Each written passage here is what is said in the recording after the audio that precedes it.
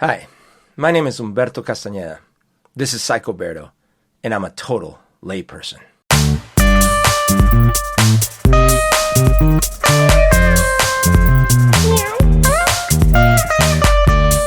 All right, so today I'm going to react to my friend Kirk's reaction to Will Smith's and Jada Pinkett Smith's conversation about their relationship recently. I was surprised that this caught Dr. Kirk so off. Like I didn't know that he didn't know. Like I felt like this was somewhat public knowledge that they had been having some issues and things. But maybe it's just me. Maybe I read too many tabloids. That's probably my problem. So let's watch.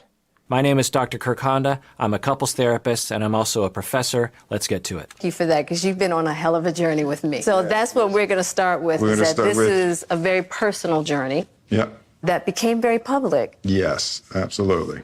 For whatever reason. Okay, so I don't know anything about this.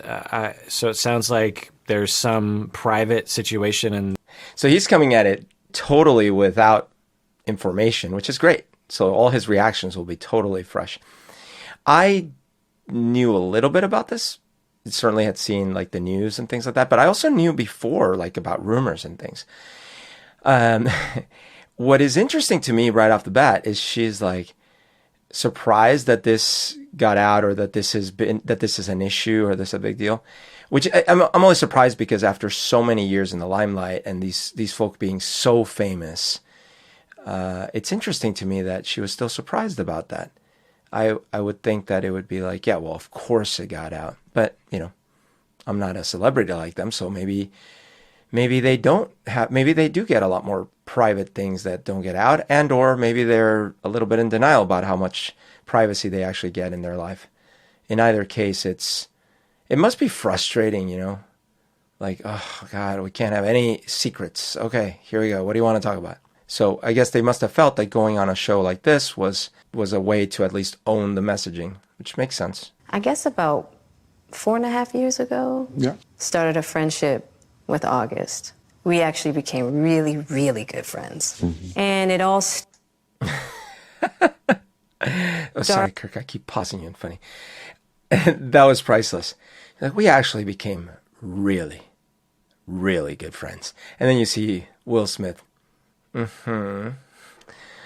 Obviously, they've worked, through the issues enough to get on and up and speak about it. But man, there's still some leftovers for sure.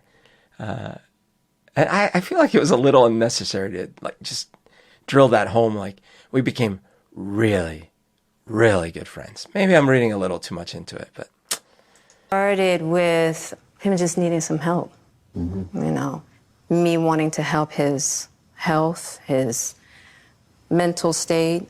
The outpouring for him from our family was initially about his health. Yeah.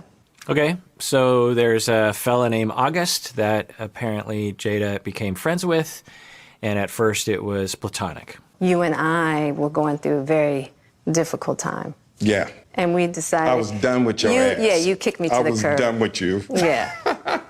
Marriages have that, though. Yeah, Marriages have that. Yeah, we basically, we broke up. We decided that we were going to separate for a period of time, and you go figure out how to make yourself happy. So this is not uncommon, right? I'm sure Dr. Kirk will talk about this, but when you're having issues in a relationship, sometimes an affair, or, because I'm sure this is where this is leading, can be more of a symptom rather than the problem. You'll have a situation where someone cheats or, has a short or long-term affair, and it'll seem to like friends and family like, oh, that bastard, they broke them up, and that, there's definitely truth to that. But at the same time, it's usually like something was already brewing, and there was something not well. Now there's different circumstances, and I know, there's different ways to grow up, and some ways to grow up can be traumatic. And when you have certain traumas in your childhood and early life, it can lead to issues where you don't actually know how to be in a relationship, at least not be in a relationship in a healthy way. And so then, you might think that that boundaries are such that you can break those boundaries because you saw other important people in your life break those boundaries, and you just intuitively figure that that's actually not that big a deal. I know I've struggled from this, especially when I was younger. I would sort of not understand why I wouldn't be entitled to have more than one relationship at a time, and just it's sort of like a sense of, well, I'm not meaning any harm by it. But isn't that the way that we hurt each other so much in this world? Like, well, hey man, it was not my intention to run you over. So, and I think in my case, certainly, there were a lot of issues that I wasn't aware of, stemming from my childhood that made me essentially not know how to have my boundaries, how to respect other boundaries, how to be actually one of the things that I've always had, which I thought sort of saved me in the end in a weird way. The one thing is that I didn't like lying. I've never liked lying. I've never liked being dishonest.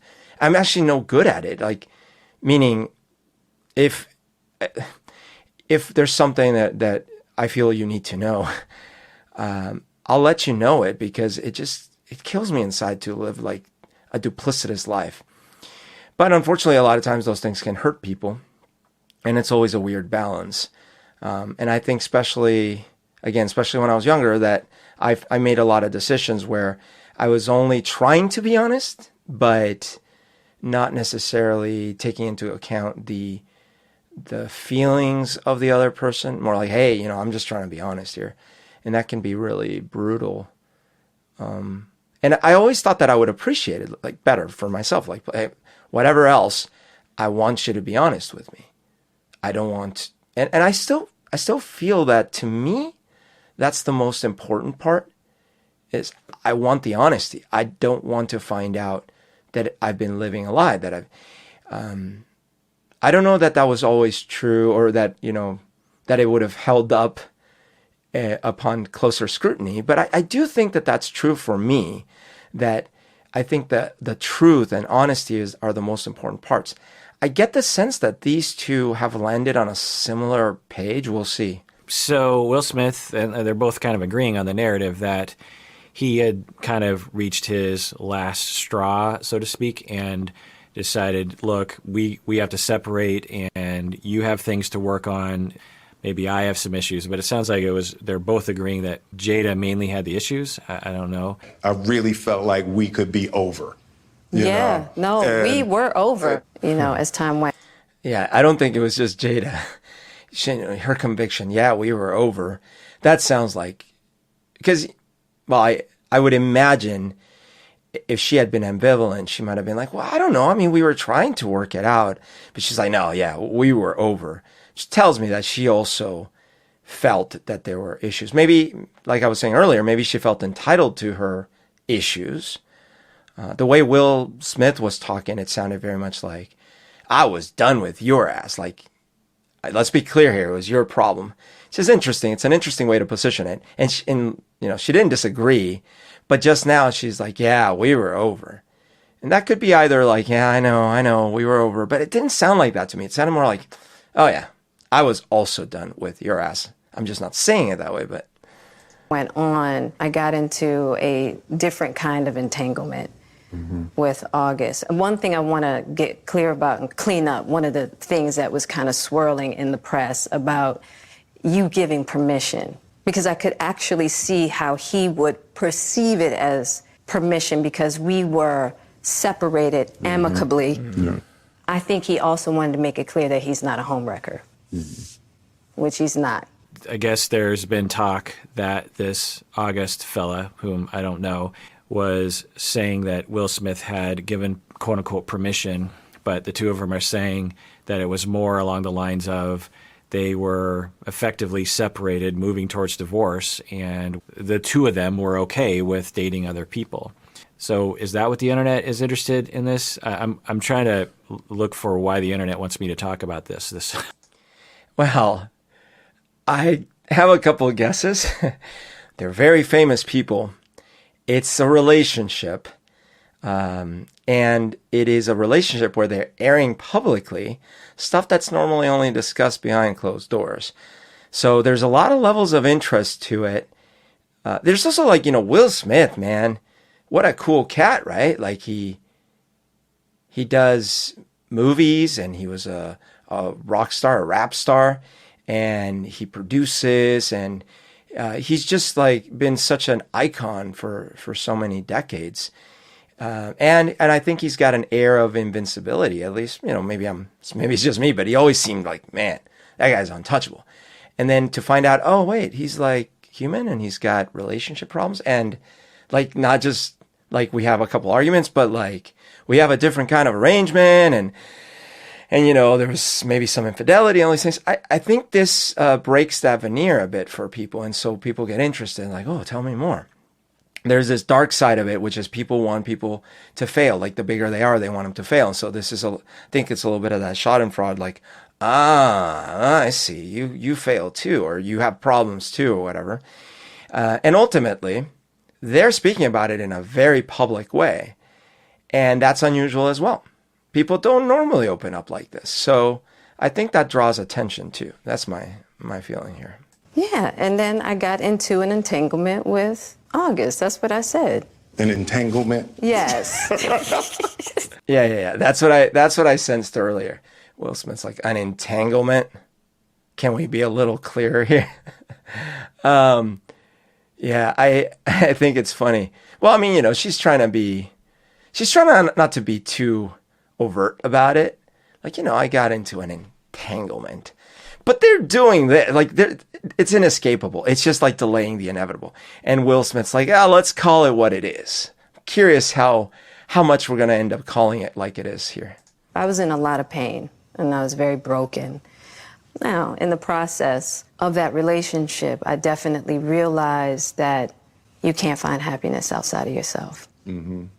And luckily enough, you and I were also going through a process of healing in a much different manner. Mm-hmm. I would definitely say we did everything that we... Okay, so maybe by entanglement, she's trying to distance herself from the voluntary nature of which she engaged in the relationship. During that time, launched into an interaction with August. What do you feel like? Okay, now he said, euphemism here. You launched into an interaction. This is funny. He just laughed at her for entanglement, and he's like, interaction. I just wanted to feel good. Mm-hmm. It had been so long since I felt good. I will say kudos to the two of them for having this conversation. This is a conversation that I have with couples all the time after separation and dating other people, or even infidelity. And this is real life right here. This is real life. That's gonna be hard. Oh man, they showed it briefly in his face. First of all, I agree with Dr. Kirk. Kudos. It's brave. It's also narcissistic and exhibitionistic. But hey, man, here I am, right? So, who am I to throw rocks at people? I will say though, that was. It's almost like, I mean, it's she's being honest. So it's kind of maybe back to what I was saying earlier. In the process of being brutally honest, she's being brutally honest. Like, I just didn't feel happy. I had forgotten what it was like to feel any happiness. And the only thing that could make me happy was this other dude. Hint, hint. That can't be easy to hear, even though it's, I guess, true. Like, if I were Will, I'm sure he did this, but I would be like, I didn't know that. Like, nothing? There's no happiness? Like, what about this? What about this? Which I realize is defensive, but, in that, I'm just saying that in that situation, I would feel like, wait a minute. So there were a lot of things that I misinterpreted then, because I thought, like, what about that trip we took to Sonoma or whatever? Weren't you were like saying how fun that was or how pretty that was, whatever. Was that all not true? And then, she would say, no, it was pretty. It was, wine country is beautiful and all. But That's not what I'm talking about. I'm talking about in here and stuff like that. Still, I'd have a lot of questions. Let's see if he's got a lot of questions. I think that has a lot to do with my codependency, which is another thing that I had to learn to break in this cycle. Just that idea of needing to fix and being drawn to people that need help, whether it's your health or whether it's your addictions. There's something about that childhood trauma that feels as though it can be fixed through fixing people. Beautifully said by Jada. That was beautiful. That was a very excellent description. Yep, couldn't agree more. I didn't want to cut him off because he was basically saying what I would have said there. That's what I was saying earlier. And they're aware, and obviously they go to therapy, and I'm sure they've read a billion books. But the stereotype is true. This, she recognizes, was a symptom. Now, what's tricky about it doesn't mean, just because these things are symptoms, doesn't mean that the other relationship, hers and Will's, or your first relationship, whatever, it doesn't mean those have to work. Like that you have to stay together. Like, well, that was just a symptom, so there's something else we should fix. It's just an observation. And it's a useful observation I've found, because then you don't focus on the wrong things forever. Like she was just alluding. Oh, if you can imagine, if I could just find just the right person. Okay, fine. So this person, I thought they were right, but it turns out, but if I could just find, and then you get in these cycles, and that's clearly not the secret. And it's not the secret for many reasons. And it doesn't even mean that you can fix whatever is the underlying root cause. But you have a far lower chance if you don't even know, if you're not even aware that there is a root cause that's not the surface level stuff. So yeah, that's great to hear. That I can't really talk about my own needs. I have to sacrifice everything about myself, but at least I'm getting some love and attention. This feels good. Finally, I'm getting some love and attention. I'm useful to the family. I'm taking care of someone. Then you grow up in life and you have that pattern of behavior where you have inner pain and you suppress it. You don't ask for help. You don't express it in a way that allows other people to take care of you. You might not even notice it because you're suppressing it so much. It's there. It's happening. Then one's self-esteem is in taking care of other people. And the surface, it looks like, oh, Jada's such a nice person. She's so kind. She's so giving. But underneath all of that giving is resentment and anger and pain and unmet needs, martyrdom, self-sacrifice, and anger about like, how come no one's taking care of me? But the only way I get self-esteem and love is by taking care of other people. And so you get into this kind of cycle where your behavior and your habit is abusing yourself. You're essentially creating a lifestyle where people, by definition, will have to neglect you because you're not expressing your needs, because you don't trust that anyone will care. Yeah, totally. That's super interesting. The cycles and the idea that you just actually don't think there's anyone else out there looking out for you. I know I can relate to that. So not even just with relationships and stuff. In general, I am someone that doesn't ask for help. I feel that I should be able to deal with my own problems and that I should help others. So the story in my life has been often trying to save other people, especially people that can't really be saved, certainly not by me. And then when I need help, I don't talk to anyone. I don't ask for help. I don't mention it. Because, I need to be self-sufficient.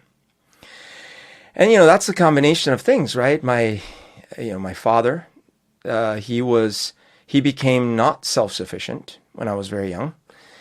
And so maybe that was part of it. Maybe I kind of went the other direction, like, I will be self-sufficient. And also, I think for being hurt as a child emotionally in various different ways, I think I might have also subconsciously thought, the world doesn't care about me enough or at all or whatever, to some amount, enough to make it so that, again, subconsciously, no one's going to be there for me. If I don't do it, it's over. It's got to be me. That's very interesting. And it extends to things trivial and heavy. Things like, I remember being in college thinking, or even in high school, oh, I should apply for scholarships. And then part of me being like, oh, you shouldn't take free money. Even though it's like not free, like you got to work for it. And your essay's maybe not going to get selected anyways, right? But in my mind, I'm like, I shouldn't take any help. I should just, but what? Am I going to pay for it? No, it's like my mom's going to pay for it. And she's going to have to take loans, or I'm going to have to take loans. So it was just like these little non-functioning pieces of logic, or bigger things, where I've actually needed help and not reached out to a friend and said, I need help. So those are issues that I think are real, and they are real consequences of those childhood traumas, like Dr. Kirk was saying. Versus fixing me. Yeah. And I think that whole process with Og really showed me that and taught me that. And I'm really grateful for that lesson. Through that particular journey, I learned so much about myself and was able to really confront a lot of emotional immaturity, emotional insecurity. And I was really able to do some really deep healing. And as I came through and started to realize certain things about you and I, he decided to break all communication with me, which was totally understandable. Right. It sounds like she started to maybe pull away from August a little bit and maybe think, well, maybe now that I'm healing, maybe I can go back to Will and maybe we can start working on our marriage again. And then August was hurt maybe and said, we're done. I can't, and then maybe that's what they're saying. It's hard for me to tell. That's really interesting. So it paints the August character in sort of less of a negative light, right? Because maybe he recognized like, whoa, I'm just messing with something here that I probably shouldn't mess with. I'm getting in the middle of something that I thought was on the outs, but maybe it's not on the outs. And so then maybe his reaction was like, I shouldn't be involved. Well, and maybe that was the only way to do it, to just like cut it completely. I'm never a fan of that kind of thing personally, because I always feel that cutting people off, well, I mean, I guess it should be reserved for really, really key moments, and maybe that's one of them. It's just tough. I like conversation. I like dialogue. And when you just go dark on someone, and I don't know if that's exactly what she's saying, but it sounds like that's what she's saying. By the way, I got to add, it's so interesting. I mean, I'm in awe of Will Smith going through this publicly like this, because again, look, I grew up idolizing this guy. I remember when I first saw Parents Just Don't Understand, this awesome video on MTV, which used to be this thing where they would show music videos, which is awesome. And he would just come out and it was so funny. And it was great because even though the song is called Parents Just Don't Understand, what was nice about it is parents did understand, because they let us watch this rap because it wasn't filled with profanities and all these things. But I thought it was super clever, funny. The rap was super interesting at the time, especially. I was not that familiar with rap yet, and I thought it was really cool. And then he kept putting out others, Nightmare on My Street, and then he had a new musical career later, which was like Slick Willie style, like all these awesome tunes. But then he became a movie star, and not just like, oh yeah, he was in that one movie. No, there was a while where he was the biggest star, and in some of the biggest blockbusters. He also had some really good dramatic roles, like he was in 6 Degrees of Separation. Well, at least that one in particular that I just think was great. So the guy's just multifaceted.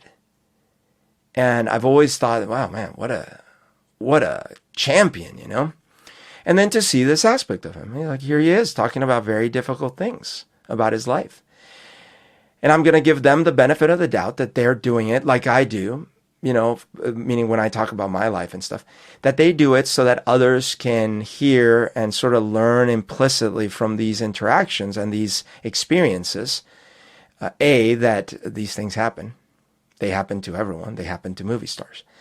B, that there are different alternatives to just drama and pain and bitterness and, even worse, right? That there are alternative ways to look at life and deal with life, but that they take courage and help and probably therapy and, dialogue and commitment to the process. It's really interesting. I admire it. And to be able to make mistakes without the fear of losing your family is so critical. Yeah. It's the idea of any relationship and trying to get to deeper understanding of love is going to be forged in fire. Yeah. So this is great. They're modeling for all of us that it's totally normal to have bumps in the road, to have messiness, to have moments of shame or difficulty, and to recover from those moments and to even get stronger. That forged in fire metaphor is good. And I will also say that Will Smith is modeling for men that it's okay to be a man and also have your wife have a relationship with another man and not have your masculinity challenged. This is the whole beta cuck thing. Yeah, that's a really interesting phenomenon. But I mean, it's old, right? This is not new. This is meaning the whole notion of if you are cheated on, you male or female, like it's a huge dishonor to you. It's like your fault. It's like it's in literature, it's in the Bible, it's in Shakespeare heavily. This idea is old, and I can understand why. Right? It's you have these communities forged by trust, and if you don't have your word, I was just talking to my brother about this the other day. We were sort of lamenting the fact that word doesn't mean crap these days. And I mean these days, like, I don't know, maybe increasingly so over the last century. I'm not saying people didn't used to break their word. Oh, certainly not. I'm just saying that there was a time before contracts and before, trials and lawsuits the way they exist today, where really, if you didn't have a word from someone, and if you couldn't trust that word, you didn't have a society. Because you have these bands of people that had come out of the darkness of being an animal and being animals, and now had language and the beginnings of culture. And they're all looking at the dark night and looking at the gods in the sky, and they don't know what's up and what's down, but they do know that there are dangers in this world. And the dangers come from everywhere, including from each other. And then they have a decision to make. And it's not a decision that one of these individuals made. It's just a decision forged by trial and error and death and non-death over, countless generations, where they start looking at it like, wait a minute, we need to be able to trust at some level. If we're just saying something and not going through with it, that doesn't work. So Joey over here, I don't know if Joey was a caveman name, but let's pretend. Caveman Joey over here promised he would deliver me some extra rocks so that I could start some fires. And he didn't. Now I have no fire. Now I have no food. Now I'm starving. That's a big problem. These are life and death situations. We have those today as well. But, a lot of times when we talk about your word, it's like, you told me you were going to show up to the party on time and you were 15 minutes late. Or you promised me that there would be extra spicy Doritos at this reunion, and these are not extra spicy. These are the kind of words a lot of times we're talking about that we break. And of course, there's real serious ones too. But most of them that these primitive people had to deal with could lead to death, famine, starvation, extermination, extinction. Or a lot of them, a lot of crucial ones. So they had to start trusting. Word became important. And then from there, it just naturally follows that if you were someone that broke a word, that would be really bad on you. You've lost your honor. But the weird part is that then there was this side effect of, if you're someone who people say things to you and then they break those words, it's something on you too. And it's not just about the cuck thing and the relationship thing. There was more to it too. It was like, and in some ways, again, it still makes evolutionary sense or social evolutionary sense, because if you are someone that just can't command the respect of the others, maybe you're a liability in our little tribe, in our little society. We need people that can be trusted, but we also need people that others respect, and therefore that the trusts are not broken, especially if you're in a position of leadership. So at the very least, you are not going to be a leader of our little thing because people just don't respect you. They break their promise with you all the time.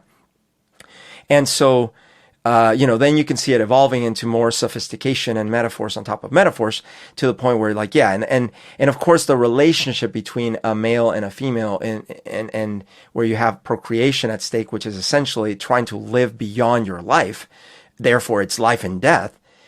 You could see how that would be so critical.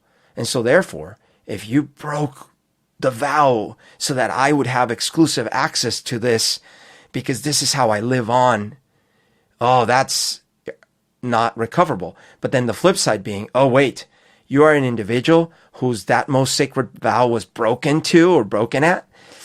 Ooh, yeah, there's something wrong with you, individual, because that means you can't sustain that relationship. Therefore, you might not have the children. That means you're not going to live forever. And then you're not genes that we want living forever, because you're not the kind of individual whose genes will live forever.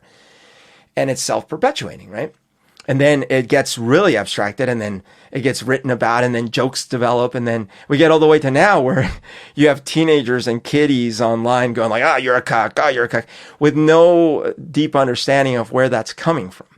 And not only where it's coming from, but how far we have outlived the usefulness of those underlying models. Because, for one thing, the kind of trust that we can develop now can break through those superficial, breakages in the trust. As an example, they had a trust, and then she seemingly broke part of it, although it seems like they had a bit of an understanding, but there was still hurt. But you can work through it. It's not the end of them as people. This guy's already the king. He is the prince and the king. He's successful. His cuckness or whatever matters not at all to him being the leader in society and his genes living on forever. His genes, so to speak, not necessarily literally, although certainly through his kids and stuff, but more importantly, the memory of him and the memes that he's put into the world, they will live so much further than any of those non-cucks from a million years ago who will never know anything about. Luckily for Will, he lives in an age where digital things, things get preserved digitally and stuff, but for whatever, of all of us, he is among the tippity-toppity of the people that get preserved digitally. And so this is why it's incredible that we're still such apes, we're still such animals. Like, this ape didn't respect this ape. Aha, you are not an ape that deserves trust. You're a cock. Ha ha ha. I've won the ape wars. Sad. Couples will come to me. There will be things like this, and they will say, well, we're doomed, right? Or they'll just have this notion in their head that it's totally pointless to try to work on the relationship. Or all their friends will be saying, you got to dump that person. I can't believe she did that to you. But they don't want to dump the person. They see a lot of value in their relationship, and they come to me and they're thinking, and they're saying to me, do we have a chance? And I'm like, yeah, you have a chance. You have a huge chance to work this out if you want to work this out. And a lot of couples have bumps in the roads like this. And as a couples therapist, I hear those stories. The internet and the world often doesn't hear these stories, so they'll feel strange to you, but they're very commonplace. We have really gotten to that new place Yes. of unconditional love. Because I wasn't sure I was ever going to speak to you again. I know. Yeah, like the fact that I'm speaking to you again is a miracle. I would agree. One of the hallmarks that I'm often looking for in couples is the ability to joke around. It's actually, I think maybe if I was Jada, I might get a little tired of Will Smith joking around because he seems like that kind of guy. Dr. Kirk probably gets tired of me joking around all the time. So maybe he's projecting onto Jada. I will say, I totally agreeing here, their humor does represent that they're at a different stage than when, but you can hear from Will's words that there was a point where the hurt, I'm sure he wasn't joking around so much at that point. You know, he was pretty hurt, and he didn't think it was gonna survive. You know, he did have those feelings of like, oh, maybe I'm not the right ape. Maybe I'm not the ape I thought I was. But it sounds like he worked through it. And, you know, she helped with it, I'm sure, because she does seem open to this relationship. And she seems open to, you know, to exploring what can be different about a relationship, not just blaming all one's emptiness or feelings of lack of satisfaction. Because that's the other thing, right? It's not like she's staying with, I never felt happy, and therefore it's because of you, right? Like, clearly she moved past that. Because that would be the obvious, and I've seen this. I have friends who've ended relationships, and I've seen a person blame that other for everything wrong, everything. And then they move on to another relationship. And then when that relationship ends, they blame that person for everything wrong. And it's like, you know, at some point you got to start wondering, like, is it really everyone else in this equation, or are there maybe some other factors? And I think that she's clearly gotten to a point where she's realized that there are other factors. I would agree. No, but it ain't for the weak at heart. There's just certain things that you have to go through, and it's like... And I wish that wasn't the case. I do. I wish that wasn't the case. I sure wish it could be all magic and miracles. Yeah. You got to go through some to get the answers. Mm-hmm. I'm going to disagree. I've talked about this in a previous episode. It's not better if it's all magic and miracles. I mentioned before that if you play video games, you know what I'm talking about. If you've ever tried to turn on the cheat codes for a video game, and especially like max out the cheat codes, I gave the example in another episode about Grand Theft Auto, but you could do this with any video game that has these cheat codes. You'll be enjoying the hell out of the game. It's great. It's you can't wait to get to that next level. And you're looking at the clock and you're like, oh, why am I still up playing this? It's because you want to get to that next level. It's so challenging. And then you read online, oh, there's these cheat codes, and it gets so tempting. Ooh, I can get the sword of Damocles of destruction, and I can go and unlock all the other areas without going there first. Sure. And so you type in the little codes, and man, it's a blast at first. And it's, you know, just like going through, oh, look at how I can just own this Diablo character. I can just kill all these bad guys so easily. And it's fun. And then all of a sudden you're like, I'm done with this game. Because once you can do it all without challenge, there is no challenge. There's no next thing. And that's the secret that it takes a lifetime to learn. And a lot of the wise old sayings and the things you learn through martial arts and other things is, it's not the destination. You're not doing the martial arts for that day you get in a fight. That day hopefully won't come. You're not actually doing anything for that day that blah happens. I mean, you think you are. Oh, I'm studying for this test so I can ace it. But I'm acing it so that I can graduate. And I'm graduating so that I can get into a good college. But I'm getting into a good college so I can graduate from the good college. Because I want that job, but I want that job so I can get that big money. Because I want to get that big house. Because I want to get the car for the garage of the big house. Because I want to get the significant other that will love me because of all the stuff I've acquired. And then you start running out of those things, and soon you look back on your life and you're like, man, I did a lot. Why am I still feeling like I'm empty inside? It's the destination is not it. It's the journey. It sounds trite. You know, you've heard this all before. It's a fact. If you're young, you got to take this to heart. The younger you are, the better. enjoy the moment. First of all, you're only alive in the moment. You're not alive yesterday. You're not alive tomorrow. It's only in the moment. There's a little window of time. 1 second in each direction. That's you. You plus whatever little memories are circling around in there. That's it. You got to enjoy those moments. And it's hard because how do you enjoy the moment when you're in the hospital on your birthday thinking you're dying? Which happened to me this year. I'm not kidding. I was at the emergency room on my birthday thinking I was dying. And I still had that conversation with myself of like, it's hard, but man, this is a moment that I have to have. Like, it's hard to call it enjoyment, but it's like, it's the decision, the fundamental decision in this universe is to be or not to be. Literally, is there existence or non-existence? Do we create? Do we destroy? So if you want to live, it's in that moment. And then that sequence of moments, that's your journey. And if you can enjoy that journey, great. Even with the ups and downs, but if you can enjoy it, that's great.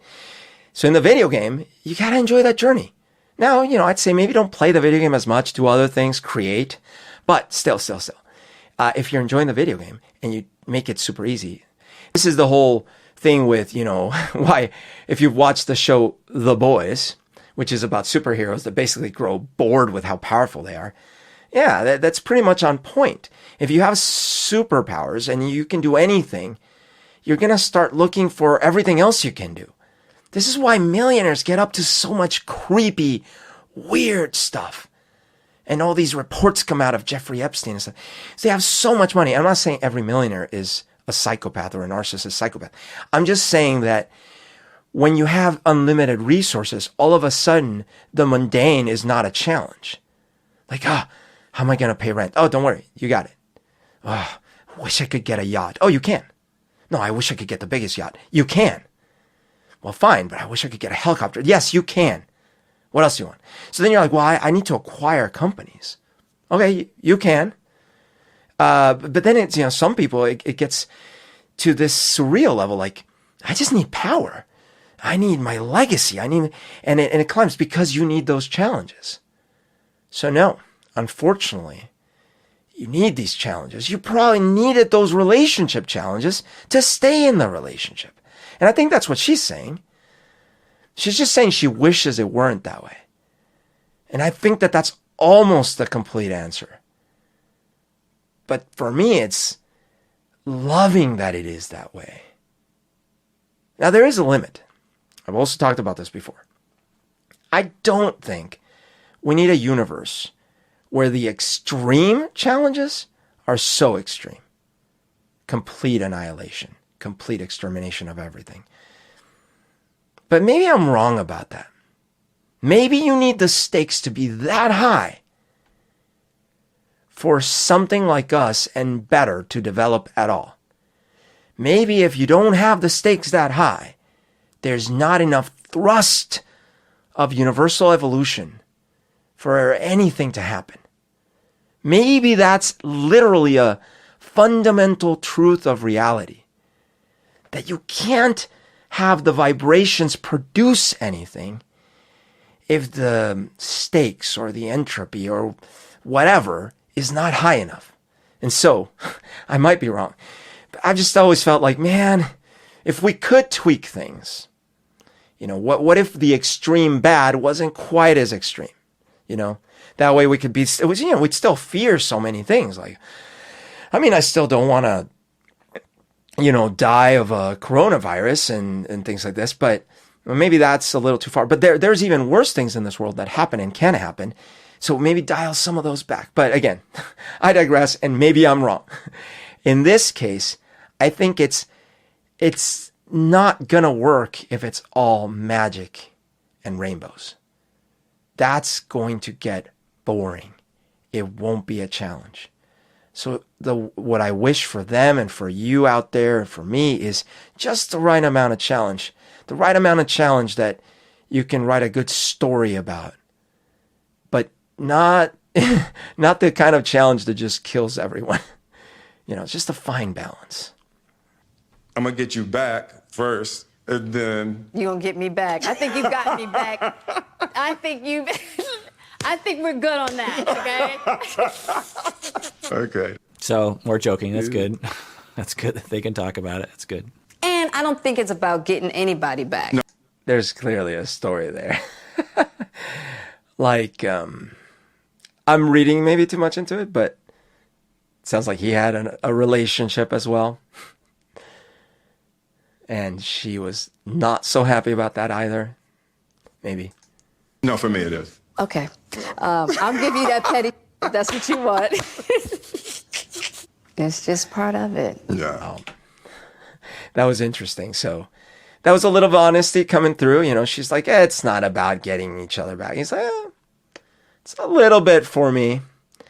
It's a little bit. And I could sense that this was the way it worked out, is that she did start being the one that pushed those boundaries, and it tested their relationship, and then it hurt him, and then, you know, he wanted to hurt back, which is unfortunately natural. Not great, it's not super healthy, but it's unfortunately natural. So I think he's only half kidding there. I think he really did want to cause some hurt of his own. You know, if you expect to be with somebody for a lifetime. 25 years and counting. We ride together. We die together. Bad marriage for life.